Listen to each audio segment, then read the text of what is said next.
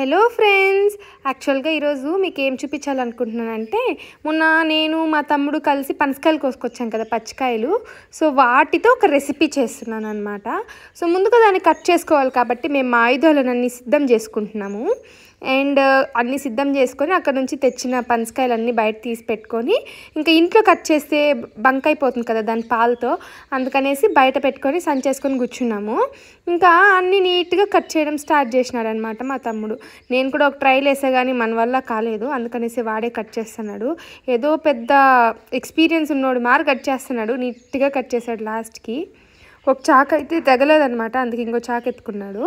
నీట్గా పొట్టలు చేశాక బాగా గుండ్రంగా చేసి ఇంత తీసుకో కట్ చేసుకో అన్నాడు. ఇంకా నేను కట్ చేసుకున్నాక వెంటనే బ్రౌన్గా అయిపోతాయి కదా, అందుకే ఒక బౌల్లో వాటర్ తీసుకొని దాంట్లో సాల్ట్ పసుపు వేసేసి బాగా కలిపెట్టేసి ఇంక నేను కట్ చేసుకోవడం స్టార్ట్ చేశాను అనమాట. అది వాడు ఆ పొట్టి అంత గట్టిగా ఉండేది, ఎట్లా కట్ చేశాడో కానీ నేను ముక్కి కట్ చేస్తుంటే కూడా ఇది అసలు కట్ అవ్వట్లేదు. లోపలుండే కాయని కట్ చేస్తా అంటేనే అది కట్ అవ్వట్లే, ఇంకా పొట్టు కూడా నేనే తీసుకోవాలంటే ఇంకా అయినట్టే నేను చేసేది. ఇంకా అందుకనేసే ఇంకా వాడు కట్ చేసి ఇచ్చినాడా, మెల్లగా కట్ చేసుకున్నా. నేను ఒక కాయ కట్ చేసే లోపు మా తమ్ముడు 3 కాయలు పొట్టు జోరేసి ఇంకొక కాయనైతే కట్ చేసేసినాడు. అండ్ ఇంకా పసుపు నీళ్ళు అది ఉప్పు కలిపి పెట్టుకున్నామే, దాంట్లో పీసులు వేసినానా. మళ్ళీ ఇంకా ఎంతసేపుకి కట్ అవ్వలే, అందుకే పట్ట అని వేసేసినాను, కత్తి పోయింది. అండ్ ముక్కలైతే ఇలా అయినాయి అనమాట. అండ్ మా డాడీ రైస్ తీసుకోరా డాడీ అంటే, మా డాడీ బాస్మతి రైస్ తీసుకొచ్చాడా. వాళ్ళు ఏం చేసినారు, బ్రోకెన్ రైస్ ఇచ్చినారు. ఇంకేదో ఒకట్లే అనేసి ఒకటి వేసుకున్నా. ఇంకా దాంతోపాటు కోలం రైస్ని కొంచెం యాడ్ చేసుకొని ఇంకా టమాటాలు పచ్చిమిరపకాయలు అన్నీ ప్రిపేర్ చేసుకుంటూ ఉన్నాను అనమాట. ఈ అల్లం వెల్లుల్లి పేస్ట్ దీంట్లోకి వేసుకొని ఏదో ట్రై చేసిన ఫోటోగ్రఫీ.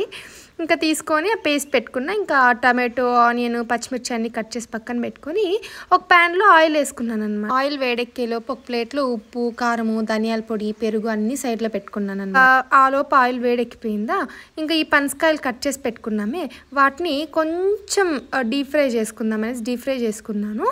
ఇంకా అవి గోల్డెన్ బ్రౌన్ వచ్చే వరకు వేపుతూనే ఉన్నాను అనమాట. బబుల్స్ వస్తూనే ఉన్నాయి ఎంతసేపటికి. అండ్ చూసారా కలర్ ఎంత బాగా చేంజ్ అవుతూ ఉన్నాయో. ఇంకా అందుకనేసే గోల్డెన్ బ్రౌన్ వచ్చేంత వరకు ట్రై చేస్తూ ఉన్నాను. ఇంకా ఫ్రై అయిపోయిన తర్వాత అన్నీ తీసుకొని ఒక బౌల్లోకి వేసుకున్నా. అన్నీ ఒకేసారి వేస్తే కష్టమైపోతుంది అనేసి అట్లా ఒక 4-5 టైమ్స్ ఇట్లా విడతలుగా డీప్ ఫ్రై చేసి పెట్టుకున్నా. ఇందాక తీసి పెట్టుకున్నామే సాల్ట్ కారము ధనియాల పొడి పెరుగు, అందులోకి కొంచెం గరం మసాలా అంతా వేసేసి కలిపెట్టుకున్నాను అనమాట. నీట్గా చేసుకొని ఈ డీప్ ఫ్రై అయింది ఈ ముక్కల్లోకి వేసేసాను అనమాట. పనసకాయ ముక్కల్లోకి వేసేసి బాగా కలిపెట్టినాను అన్నీ కలిసేలాగా. అండ్ ఫైనల్గా ఒక నిమ్మకాయ అయితే కట్ చేసుకొని ఆ నిమ్మకాయని దానిపైన పిండేసి ఇంకో రౌండ్ కలిపెట్టేసాను అనమాట. అంతా కలిపెట్టేసాక బాగా పట్టాలి అన్ని పీసెస్కి. అన్నీ పట్టిన తర్వాత ఏం చేశానంటే వీటిని తీసుకుపోయేసి డీప్ ఫ్రీజర్లో పెట్టేశాను. ఎందుకంటే ఈ మ్యారినేషన్ అయిపోయిన తర్వాత ఫ్రిడ్జ్లో కాసేపు పెట్టేస్తే బాగా ఉంటుంది టేస్ట్ అనేసి. ఈ గ్యాప్లో ఏం చేసిన రైస్కి అండ్ గ్రేవీకి కావాల్సినంత మసాలా అంతా ఒక ప్లేట్లో పెట్టుకున్నా. చెక్క లవంగము మిరియాలు బిర్యానీ ఆకు ఇలాచి, ఇంకా నా దగ్గర మరాఠీ మగ్గ అండ్ జాజికాయ లేదు, సో నేను వేయలేదన్నమాట. ఇంకా కరివేపాకు పచ్చిమిర్చి ఒక ప్లేట్లోనే పెట్టేసుకున్నాను, ఎందుకంటే తిరుగుబాటులోనే వేస్తాం కాబట్టి. అండ్ మళ్ళీ ఒక పెద్ద పాత్ర పెట్టుకొని అందులోకి ఆయిల్ పోసుకొని దాంట్లోకి ఆవాలు వేసుకున్నా.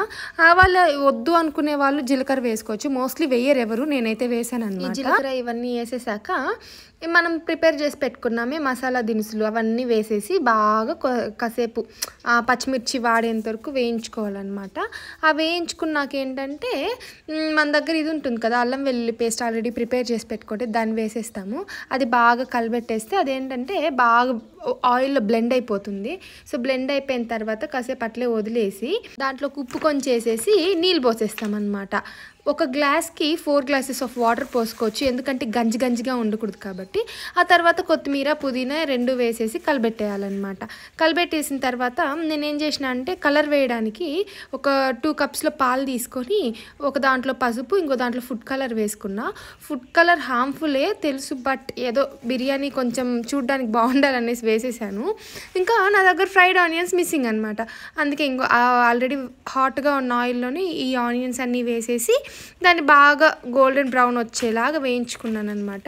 కొన్ని వైట్గా ఉంటే తీసేయచ్చు, ఎందుకంటే ఆల్రెడీ ఆనియన్లో ఉన్న వేడికి అది ఇంకా బ్లాక్గా అయిపోతాయి. సో తీసేసి పక్కన పెట్టుకున్నా. మళ్ళీ అదే ప్యాన్లో కొంచెం జీలకర్ర వేసేసి మనం ఆల్రెడీ ప్రిపేర్ చేసి పెట్టుకున్న మసాలా దినుసులన్నీ దాంట్లోకి వేసేసి కొంచెం ఫ్రై చేసేసి ఆనియన్లు వేసేయాలన్నమాట. ఆనియన్స్ అన్నీ వేసేసి బాగా ఫ్రై చేసేసాక అన్నీ కలిసి బాగా ఫ్రై అవుతాయి అండ్ ఇట్లా ఆయిల్ తేలుతుంది. అప్పుడు మనము అల్లం వెల్లుల్లి పేస్ట్ వేయాలి. అది కూడా బాగా బ్లెండ్ అయిపోయి ఆయిల్ తేలాక టమాటోలు వేసేసి బాగా వేపుకోవాలి. వేపుకున్నాక అది కూడా ఆయిల్ తేలుతుందన్నమాట. ఈ గ్యాప్లో నేను పక్కన ఫ్రైడ్ ఆనియన్స్ వేయడం మర్చిపోయా. సో ఆ ఫ్రైడ్ ఆనియన్స్ అన్ని వాటర్లో వేసేసి కలిపెట్టేసాను అనమాట. ఇంకా మ్యారినేట్ చేసి పెట్టుకున్నాం కదా ఆల్రెడీ ఫ్రిడ్జ్లో, ఆ పనసకాయ ముక్కలన్నీ బయట తీసేసి ఒక్క 1 మినిట్ అట్లా వదిలేసి ఇంకా ఈ వేపుకుంటున్న టమాటో ఈ మిశ్రమంలోకి ఆ ముక్కలు వేసేయాలన్నమాట. ఆ ముక్కలు వేసేసి బాగా కలిసేలా కలిపెట్టాలి. ఈ పక్క చూస్తే ఆలోపు వాటర్ బాగా తెరిలిపోతుంది. అట్లా తెరులుతూ ఉన్నప్పుడు మనము నానబెట్టుకున్న బియ్యం వేయాలన్నమాట. 1/2 అవర్ నానబెట్టుకుంటే చాలు. బియ్యం అంతా వేసేసి బాగా ఒకసారి కలిపెట్టుకోవాలి. కలిపెట్టుకొని వదిలేస్తే అది ఉడుకుతూ ఉంటుంది. ఈ పక్క మనం నీట్గా కలిపెట్టుకోవాలన్నమాట. ఇక్కడ అది అడుగంటకుండా కలిపెట్టుకుంటూ ఉండాలి. మూత పెట్టి కలిపెట్టుకోవాలి. నేను మూత పెట్టేది మీకు చూపించలేదు. తర్వాత అడుగు మందంగా ఉండే బాణలి ఒకటి తీసుకొని దాంట్లో ఒక ప్లేట్ ఇట్లా వేసేసాను అనమాట. ఎందుకంటే నేను బిర్యానీ చేస్తున్నా కాబట్టి అండ్ అది మాడిపోకూడదు కాబట్టి. అండ్ రైస్ని ఇట్లా నీట్గా వడగట్టుకొని ఫస్ట్ ఒక లేయర్ వేసేయాలి. అది వచ్చి ఒక 50% ఉడికిన రైస్ని వేయాలన్నమాట. ఆ తర్వాత రైస్ని ఒక లేయర్ వేసేస్తామా, మళ్ళీ ఒక 2 మినిట్స్ ఆగితే అది ఒక 60-70% ఉడికిపోతుంది. అప్పుడు ఇంకొక లేయర్ వేయాలి. అదేమంటే దానికంటే ముందు ఈ ఫ్రైడ్ ఆనియన్స్, కొత్తిమీర, పుదీనా ఇది నీట్గా ఇట్లా చల్లేసుకోవాలన్నమాట. ఇట్లా చల్లేసుకుంటే ఒక మంచి లేయర్ ఫామ్ అవుతుంది. సో దాని తర్వాత అదే 60-70% ఉడికిన రైస్ని అయితే మళ్ళీ ఇంకొక లేయర్ వేస్తామన్నమాట. సో ఆ లేయర్ వేసేసి బాగా నీట్గా స్ప్రెడ్ చేసేసాక మళ్ళీ ఇంకేం చేస్తామంటే మనం ఫ్రై చేసి పెట్టుకుంటున్నామే ఇందాక ముక్కలు, ఆ ముక్కలు కూడా అంతే ఒక 70% ఉడికింటే చాలు, వేసేయచ్చు దమ్లో. సో నీట్గా స్ప్రెడ్ చేసేసి మళ్ళీ ఆ పక్కన ఉడుకుతుంటుంది రైస్. అది మొత్తం ఇప్పుడు 90% దాకా కుక్ అయిపోయి ఉంటుంది. సో మిగిలిన రైస్ మొత్తము దీంట్లోకి వేసి నీట్గా స్ప్రెడ్ చేసేయాలన్నమాట. ఎంత రైస్ మిగిలిందో అదంతా పైన దమ్ పైన వేసేసి స్ప్రెడ్ చేసేయాలన్నమాట. సో ఇది బాగా నీట్గా ఈవెన్గా స్ప్రెడ్ చేసేసి మన దగ్గర ఎంతైతే పుదీనా, కొత్తిమీర, ఫ్రైడ్ ఆనియన్స్ అవన్నీ మిగిలి ఉంటుందో అది పైన వేసేసి ఫస్ట్లో మనం కలిపి పెట్టుకున్నామే colours, yellow and orange colours, ఆ 2 కలర్స్ పైన అలా వేసేయాలన్నమాట. అంటే ఒకే దగ్గర కాకుండా మురుకులు తిప్పినట్టు ఇట్లా తిప్పుతూ పోయాలన్నమాట. సో అది పోసేసి దానిపైన ఒక పెద్ద ప్లేట్ మూసి పెట్టేసి దానిపైన బరువు పెట్టాలి. బరువు పెట్టేకి నేను ఈక్వల్గా ఉండే ఒక పాత్ర తీసుకొని దాంట్లో వాటర్ పోసేసి దాన్ని అయితే పెట్టేశాను అనమాట. దమ్ని మనము 7 మినిట్స్ హై ఫ్లేమ్లో అండ్ 5 మినిట్స్ లో ఫ్లేమ్లో పెట్టుకుంటే సరిపోతుంది. అండ్ ఆ తర్వాత బరువు అంతా తీసేసి ఇలా ఓపెన్ చేసి ఇలా ఉందన్నమాట ఫైనల్గా చూడ్డానికి. దాన్ని నీట్గా సర్వ్ చేసుకొని ఫస్ట్ మా చెల్లికి అయితే తినిపించేశాను.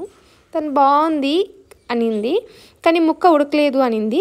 తర్వాత ఒక 1/2 అవర్ తర్వాత మళ్ళీ ఒకసారి పెడితే ఆ పిల్ల అక్క ఇప్పుడు బాగా ఉడికిపోయింది అక్క అనేసి తినిందనమాట. So here comes the final output of my biryani. దీన్ని మీరు ఇంట్లో ఒకసారి ట్రై చేసి అవుట్పుట్ ఎలా వచ్చిందనేది కమెంట్ చేసేయండి. ఇంకా బిర్యానీ అంతా అయిపోయిన తర్వాత మా చెల్లి బెంగళూరుకి వెళ్తూ ఉంటే ఇంకా మా ఫ్రెండ్స్కి కూడా ఇద్దాంలే అనేసి వాళ్ళకి పెద్ద బాక్స్ కేసు అయితే పంపించాను. యాక్చువల్గా ఆ పిల్ల వెళ్తుందనేసి ప్లాన్ చేశాను అనమాట. ఇంకా ఆ పిల్ల లాస్ట్లో వెళ్ళేటప్పుడు కూడా కొంచెం తినేసి నేను చెప్తా ఇప్పుడు టేస్ట్ అనేసి ఓవర్ యాక్షన్ చేస్తుంది. ఇంకా మళ్ళీ తినేసాక ముక్క ఇప్పుడు బాగా ఉడికిపోయింది అక్క అని చూపిస్తాను చూడండి. ఇంకా మా బాబాయ్ వచ్చారు, నేను మా బాబాయ్ మా చెల్లి ముగ్గురం కలిసి తినేసాము. ఎలా ఉంది టేస్ట్ అంటే అక్క బాగుంది అక్క అనేసి చెప్పింది. పనసకాయ బిర్యానీ అయితే ఫస్ట్ టైం ట్రై చేశాను, మష్రూమ్ బిర్యానీ స్టైల్లో బాగా వచ్చింది. మీరు కూడా ట్రై చేయండి. ఇంకా ఇలాంటి వీడియోస్ కోసం stay tune to my channel. అంతవరకు బాయ్.